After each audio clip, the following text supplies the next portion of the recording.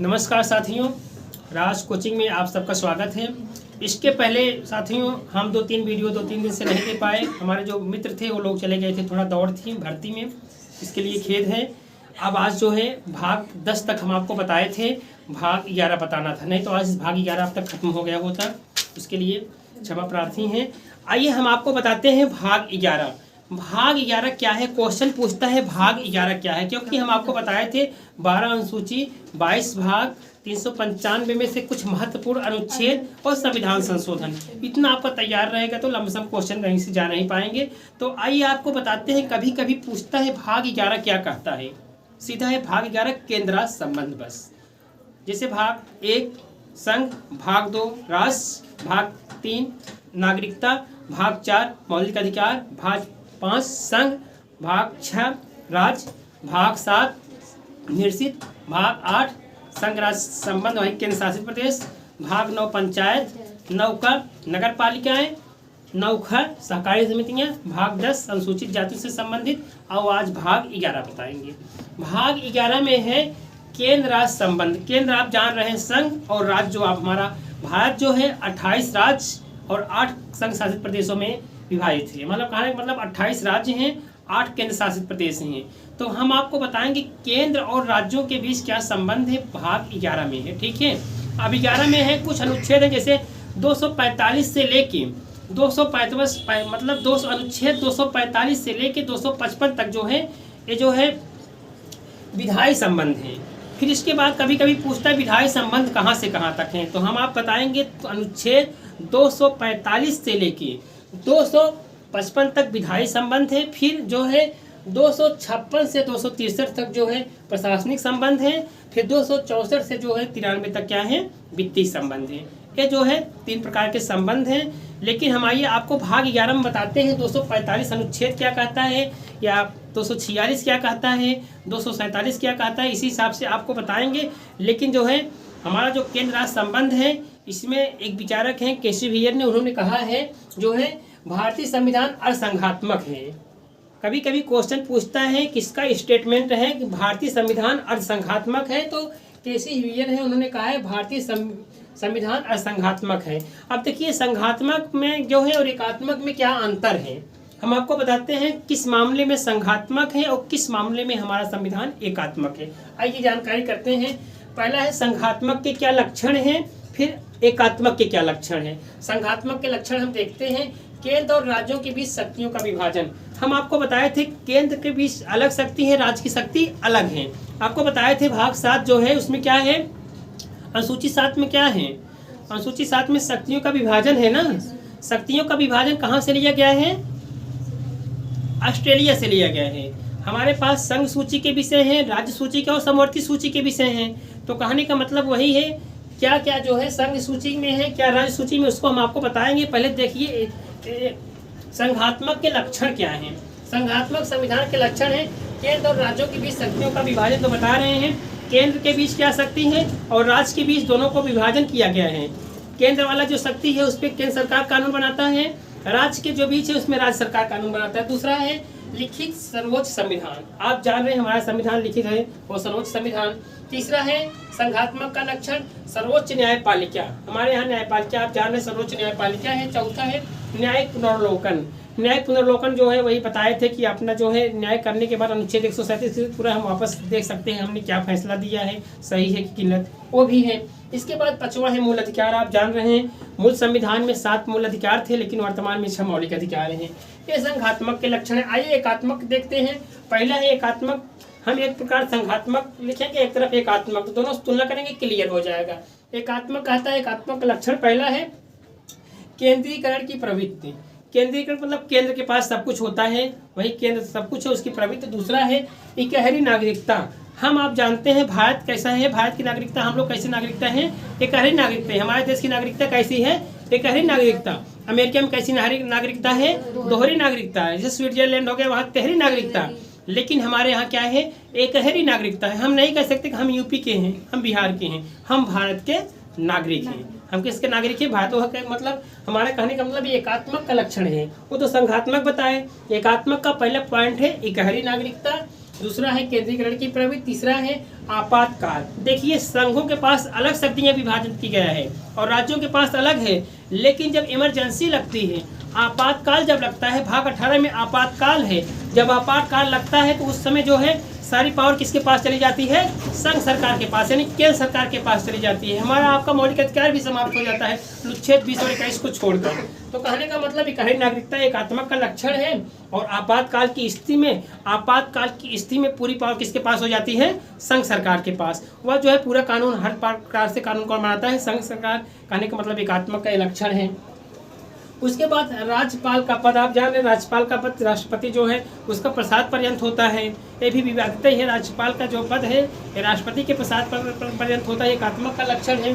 फिर अगला है अखिल भारतीय सेवाएं। ठीक है, ये जो है एकात्मक के लक्षण हैं। आइए हम आपको बताते हैं अनुच्छेद 45 क्या कहता है। 45 से लेके पूरा आपको बताएंगे जो भाग 11 में है, लेकिन इसमें कुछ इंपॉर्टेंट अनुच्छेद है, उस पर हम और अच्छे से आपको बताएंगे जो बार बार पूछा जाता है। अनुच्छेद 245 कहता है केंद्र और राज्य विधायी शक्तियों का विस्तार। केंद्र और राज्यों के विधायी शक्तियों का विस्तार ये जो है अनुच्छेद 245 कहता है। केंद्र का क्षेत्र कहाँ है, राज्य का कहाँ है। अनुच्छेद 246 संसद द्वारा और राज्यों के विधानमंडलों द्वारा बनाई गई विविधताओं की विषय वस्तु, यानी संसद वहाँ बना सकता है, राज्य विधानमंडल प्रदेश में बना सकता है, क्योंकि केंद्र की विधायिका का नाम क्या है?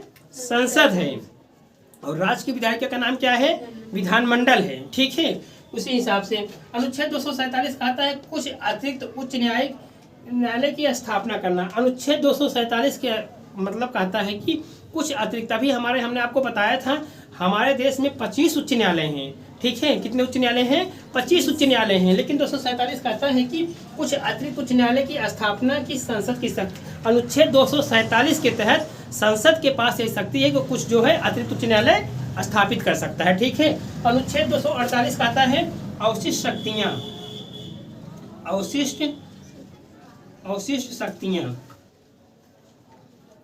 शक्तियां जो हैं ये संघ के पास हैं। हमारे यहाँ अवशिष्ट शक्ति किसके पास है? संघ के पास। अनुच्छेद 249 कहता है, देखिए अनुच्छेद 248 249 बड़ा इंपॉर्टेंट है। अनुच्छेद 248 कहता है अवशिष्ट शक्तियों का प्रावधान। अवशिष्ट शक्तियां हम जानते हैं 248 में है। अवशिष्ट शक्तियों का प्रावधान है जो है संघ के पास होती है, संसद के पास। अनुच्छेद 249 कहता है कभी कभी अगर राज्यसभा 2/3 बहुमत से पारित कर दे तो उस पर जो है कौन कानून बनाएगा? संघ सरकार। ठीक है, राज्यसभा के देखिए 2 चीज होता है, संघ सूची के विषय होते हैं और राज्य सूची के विषय होते हैं। संघ सूची में सरकार कानून बनाता है संघ सरकार, और राज्य सूची में कौन कानून बनाता है? राज्य सरकार। लेकिन अनुच्छेद 249 के तहत अगर राज्यसभा 2/3 बहुमत से प्रस्ताव पारित करते तो उस पर कौन कानून बना देगा? संघ सरकार। तो अनुच्छेद 249 यदि राज्यसभा 2/3 बहुमत से प्रस्ताव पारित कर दे तो संसद कानून बना सकता है राज्य सूची के विषय पर।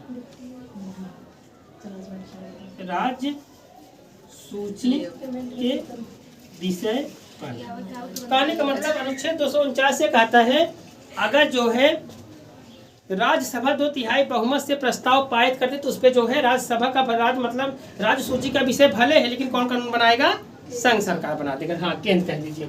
आइए यहाँ तक आपको बताया 249। अब वही देखिए हम आपको बताए थे विधायी संबंध 245 से 55 तक है, प्रशासनिक संबंध 256 से 63 तक है, वित्तीय संबंध 264 से 93। कभी कभी ये पूछता है प्रशासनिक संबंध कहाँ से कहाँ तक है, यही जो पूछ लेता है बस। कभी कभी यही इतना पूछ लेता है, कभी कभी विधायी संबंध पूछ लेता है, कभी कभी वित्तीय संबंध पूछ लेता है। इसको हमें याद करना है कहाँ से कहाँ तक, इतना ये याद हो गया। इसके बाद एकात्मक और संघात्मक बताए, इसके बाद अनुच्छेद बताए।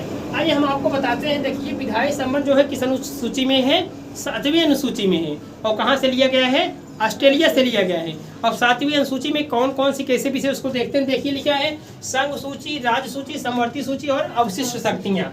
ठीक है, संघ सूची में देखिए वर्तमान में कितने विषय हैं? 100 विषय है। क्वेश्चन पूछता है संघ सूची में वर्तमान में कितने विषय हैं या मूल संविधान में कितने विषय थे, तब हमें आपको दोनों जानना है। मूल संविधान में जो है मूल संविधान में 97 विषय थे, ठीक है। कितने विषय थे? 97। लेकिन वर्तमान में जो है 3 विषय इसमें जोड़ दी, कितने विषय हो गए? 100। अगर क्वेश्चन आपको पूछता है मूल संविधान में कितने विषय संघ सूची में थे, हम आप बताएंगे 97। लेकिन अगर वर्तमान में पूछे कितने विषय हैं, 100। ये बहुत क्वेश्चन पूछता है, ठीक है। उसके बाद आइए राज्य सूची में हम आ गए। राज्य सूची में तो राज्य सरकार कानून बनाता है, लेकिन अनुच्छेद 249 के तहत हमने बताया है कि राज्यसभा का 2/3 बहुमत से प्रस्ताव पारित करके संघ कानून बना सकता है। लेकिन इसमें राज्य सूची में वर्तमान में कितने विषय हैं, क्वेश्चन पूछता है, राज्य मिलान के लिए पूछ लेता है, तो आपको बताना पड़ेगा वर्तमान में जो है 52 विषय हैं। कितने विषय हैं? 52 वर्तमान में जो है 61 विषय हैं, ठीक है। मूल संविधान ऐसे लिख लीजिएगा, मूल संविधान में 66 विषय थे। मूल का मतलब जब हमारा संविधान बना था तो मूल संविधान में 66 विषय थे, लेकिन अब 5 विषय माइनस कर दिए हैं। यहाँ 3 विषय जोड़े थे, 100 हो गए थे। यहाँ 5 विषय हम माइनस के 66 में 5 घटा कितने विषय हो गए?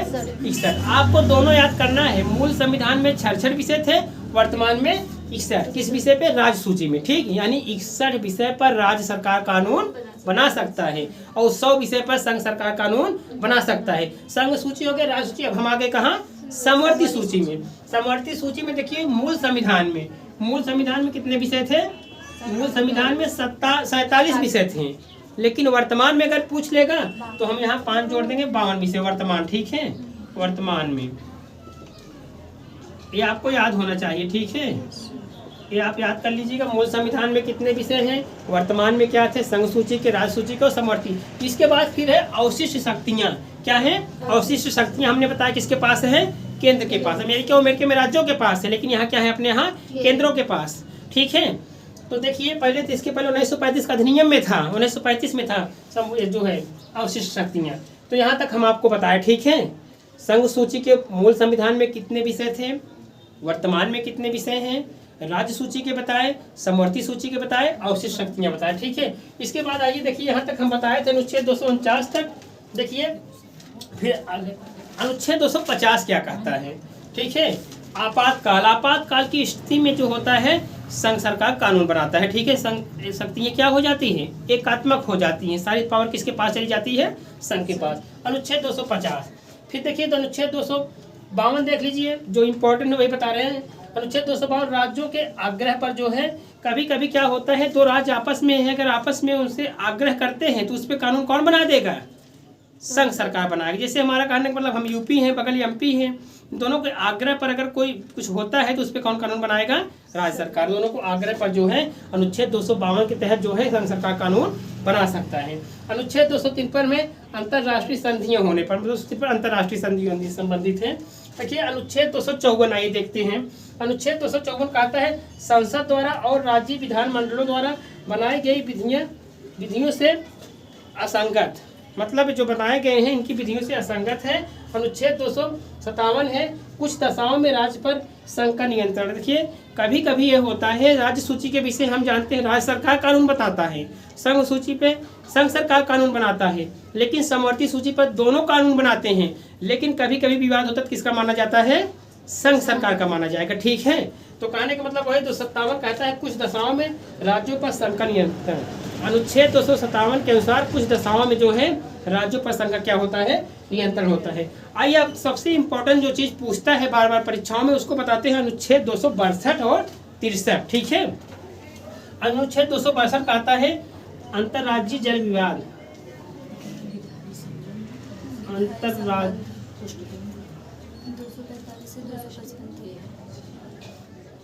जल विवाद। उसके बाद अंतर्राज्यीय जल विवाद, अंतर्राज्यीय परिषद।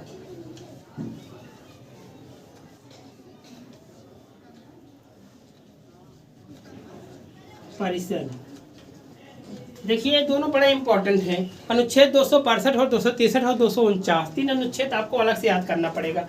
249 262 और कभी कभी पूछता है अंतर्राज्यीय जल विवाद किस अनुच्छेद में है, अनुच्छेद 262। अंतर्राज्यीय का मतलब हमारा राज्य है, फिर बगल वाला राज्य सटा हुआ है, दोनों में जब विवाद होगा तो वही संबंधित है, अनुच्छेद 262। फिर अनुच्छेद 263 का था अंतर्राज्यीय परिषद की स्थापना।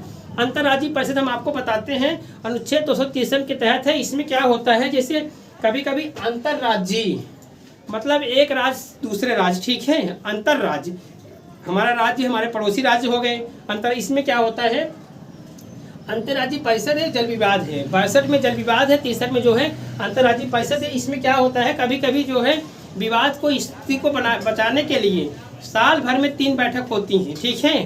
अनुच्छेद 263 के तहत साल भर में 3 बैठकें होती हैं, उसमें प्रत्येक राज्य के मुख्यमंत्री, ठीक है, जैसे हमारा राज्य है 28, सबके मुख्यमंत्री जाते हैं कहाँ, राजधानी में दिल्ली में, ठीक है, वहाँ जाएंगे। और जो केंद्र शासित प्रदेश हैं उनके जो है जहाँ प्रशासक होंगे प्रशासक जाएंगे, जहाँ से आयुक्त होंगे आयुक्त जाएंगे, और जहाँ उपराज्यपाल होंगे वो लोग जाएंगे, ठीक है। उसमें जो बैठक होती है उसकी अध्यक्षता प्रधानमंत्री करते हैं ताकि दोनों के बीच क्या हो, सामंजस्य स्थापित हो। अनुच्छेद 262 अंतर्राष्ट्रीय जल विवाद, अनुच्छेद 263 अंतर्राज्यीय परिषद, साल भर में 3 बैठक। कौन कौन होते हैं, प्रत्येक राज्य के मुख्यमंत्री, जैसे राज्य के मुख्यमंत्री हो गए, क्लियर हो गया। जहाँ केंद्र शासित प्रदेश हैं, जैसे केंद्र शासित प्रदेश में कहीं आयुक्त होते हैं, कहीं प्रशासक होते हैं, कहीं क्या होते हैं, लेफ्टिनेंट गवर्नर यानी उपराज्यपाल होते हैं। चंडीगढ़ में आयुक्त होते हैं, दादर नगर हवेली जो हो गए, लद्दाख में क्या होते हैं, प्रशासक होते हैं, और सब जगह क्या होते हैं, उपराज्यपाल या लेफ्टिनेंट गवर्नर, ये लोग जाते हैं। राष्ट्रपति उनकी जो है क्या करता है, अध्यक्षता करता है। ये जो है इंपॉर्टेंट चीज़ हमने आपको बताया क्या है, अनुच्छेद 249 एकदम क्लियर कर लीजिए क्या है। राज्यसभा अगर 2/3 बहुमत से प्रस्ताव पारित करते तो कौन कानून बनाएगा, संघ सरकार बना सकता है। अनुच्छेद 262 क्या है, अंतर्राज्यीय जल विवाद। अंतर्राज्यीय जल विवाद का मतलब अनुच्छेद 262। अनुच्छेद 263 हम आपको बताए हैं। सबसे इम्पोर्टेंट चीज़, विधायी संबंध कहाँ से कहाँ तक है, 255 से लेकर 245 तक। प्रशासनिक संबंध क्या है, 256 से लेकर 263 तक। वित्तीय संबंध कहाँ है, 264 से 293 तक। ये तो क्लियर हो गया, ठीक, ये संबंध। इसके बाद फिर हम आपको बताए थे, पूछता है संघ सूची में कौन विषय हैं, समवर्ती सूची में कौन कौन विषय हैं, ये आपको याद करना पड़ेगा। लेकिन वर्तमान में 100 विषय, वर्तमान में 61 विषय, वर्तमान में 52 विषय, ठीक है। अवशिष्ट शक्तियाँ किसके पास है, संघ के पास यानी केंद्र के पास। मूल संविधान में 97, 66 और 47 विषय थे। अब जैसे कुछ विषय होते हैं, पूछता है कौन संघ सूची के विषय हैं, कौन राज्य सूची के विषय हैं, कौन समवर्ती सूची के विषय हैं, ठीक है। संघ सूची में जानते हैं ट्रेन जो हो गया, रेलवे है, जनगणना है, बैंकिंग है, ठीक है। उसके बाद तमाम प्रकार के विदेशी संबंध किसकी सूची के विषय हैं, संघ सूची की। राज्य सूची में आ जाएंगे पुलिस है, कर है, सिंचाई कर है, तमाम प्रकार के जो है कृषि से संबंधित है, राज्य सूची के हैं। उसके बाद समवर्ती सूची में आएंगे, उनसे विवाह विच्छेद अभी जोड़ा गया था, वन है, वन्य जीव संरक्षण है, प्राकृतिक पर्यावरण सुरक्षा, ये सब जो है समवर्ती सूची के विषय हैं। इसको आपको 1-2 बार देखना पड़ेगा, एक आध दिन हम आपको बता देंगे संघ सूची के विषय, फिर राज्य सूची के विषय, फिर समवर्ती सूची के विषय, ठीक है। तीनों क्या क्लियर हो जाएगा, क्वेश्चन इसी हिसाब से पूछता है, ठीक है। अब जो है आपको बताएंगे भाग 12, नेक्स्ट वीडियो में हम आप भाग 12 आपको बताएंगे। फिर मिलेंगे अगले वीडियो में, तब तक के लिए नमस्कार।